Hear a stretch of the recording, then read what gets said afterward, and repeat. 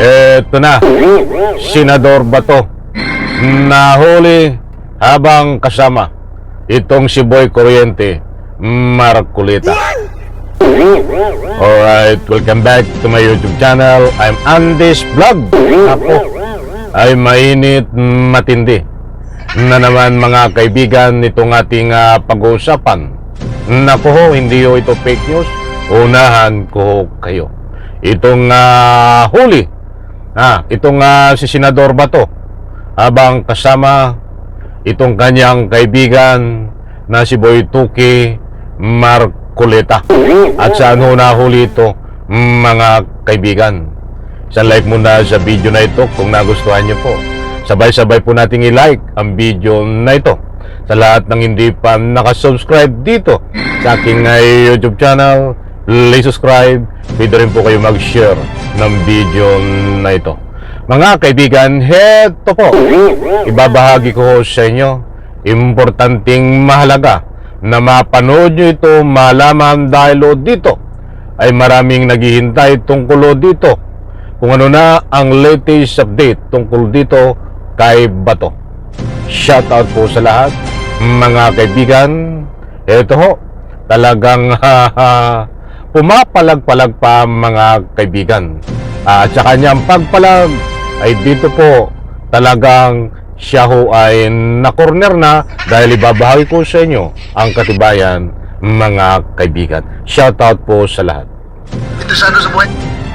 Matanong ko lang si Orlim, may baril ka ba? Go ahead. Yes, Your Talagang Honor, may service firearms po ako. Meron ka? Yes, Your Honor. May permit to carry yan? Yes, Your Honor. Very good. So you can defend yourself pag merong interesado sa... ito muna mga kaibigan ang ibabahagi ko po sa inyo. Importante pong mapakinggan, malaman nyo ito. Dahil ito ang naging tulay ho sa kung paano nahuli itong si Bato kasama si Marcolita. At dyan no, sa bandang gitna. Ay dyan ko po ibabahagi ko po sa inyo ang isang katibayan pa na nahuli si Bato at si Marcolita magkasama.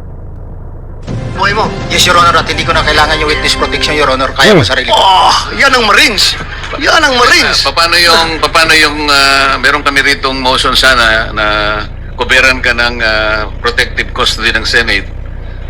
Baka makatulong sa'yo. Okay lang ba o ayaw mo rin yun? Ayaw ko rin, Your Honor, at ayaw ko nang maka-istorbo pa ng iba, Wow! Your Honor. Marines. Talagang Marines. kaya mong proteksyonan ng sarili mo. Yes, Your Honor. Hmm. At may mga tropa naman ako na kayang dumipi sa akin, Your Honor. Alam mo, Mr. Chair, Yes. yung branch of service ko talaga doon, ako nakabunod. Mga kaibigan, na putulin natin sandali. Yan ho ang importante ho na maibahagi ko sa inyo yan. Dahil yan ho ay naglalaman ng mga impormasyon kung paano nahuli itong dalawang magkasangkot na si Bato de la Rosa at si Boy Tuki Marcolita. Itong si Boy Kuryente Marcolita, mga kaibigan. Ibabahagi ko sa inyo, mga mahal kong taga-subaybay, dahil dito ay magugulat kayo sa matutuklasan nyo. Nasabi nga dito sa unang ibinahagi ko sa inyo na itong si Gudesa na tanim witness ni Marcolita ay hindi daw siya papayag o ayaw niya na lumagay sa witness protection program dahil daw siya ay may baril. Maliwanag ho yan mga kaibigan. Okay, at dumako tayo dito ang resibo kung paano nahuli itong dalawang ito, itong si Bato at itong si Boy Kuryente Marcolita. Ito po ang katibayan mga kaibigan. Nandyan ho, naka-flash sa screen. Ibabahagi ko ho sa inyo. Eto, nako, ay matindi ho ito mga kaibigan. Sandali lang ha. At titingnan natin mabuti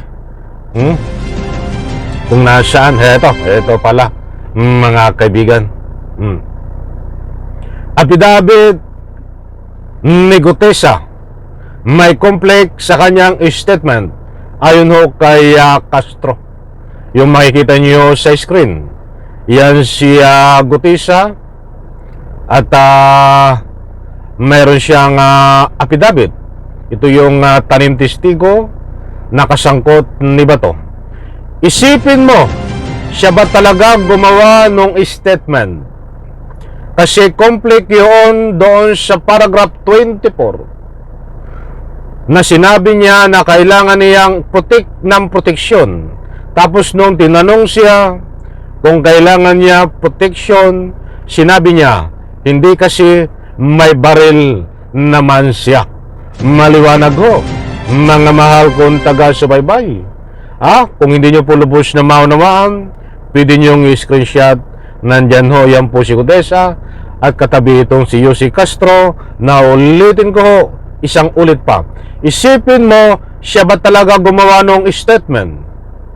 Kasi conflict yun doon sa paragraph 24 na sinabi niya na kailangan niya ng proteksyon. Tapos nung tinanong siya kung kailangan niya proteksyon, sinabi niya, hindi siya may baril naman siya. Maliwanag ho, may mga sinasabi dito na marami, ay kaya lang kukulangin tayo sa oras, kaya yun lang ho ang binasa ko. Disclaimer lang mga kaibigan, at kaunting paliwanag, hindi ho tayo nagpapakalat ng anumang fake news. Kung nasabi po natin na itong si Senador Bato ay nahuli habang kasama itong si Marcoleta Boy Corriente, ay totoo naman ho dahil nandyan ang resibo. Ang gusto kong ipunto, ang ibig kong sabihin, nahuli si Bato kasama itong si Marcoleta diano sa loob ng Senado habang ginaganap po ang hearing ng Blue Ribbon Committee.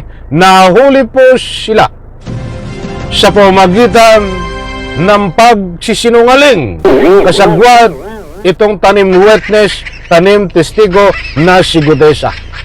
Nahuli po sa pamamagitan ng pagsisinungaling. Hindi po sila nahuli kung anong paraan, nililinaw ko ho, para hindi ho kayo mabiktima ng anumang fake news. Napakaliwanag ko dito na si Bato kasama si Marcoleta ay nahuli sa pagsisinungaling, sapagkat ang sabi ho nitong si Gutesa ay hindi niya kailangan ng witness protection program. Hindi niya dapat sumailalim dahil siya ho ay may baril.